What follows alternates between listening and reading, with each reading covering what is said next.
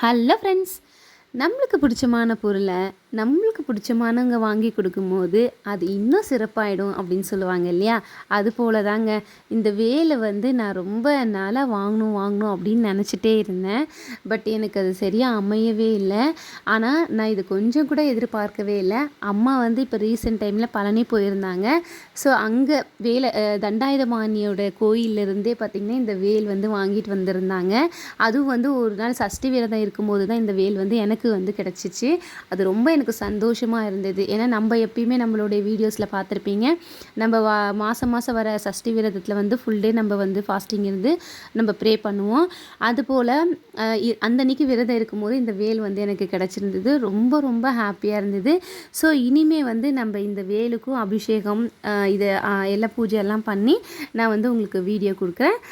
இந்த வேலில் உங்களுக்கு எந்த வேல் பிடிச்சிருக்கா அப்படின்னு சொல்லி கீழே கமெண்ட்ஸில் கூட சொல்லுங்கள்.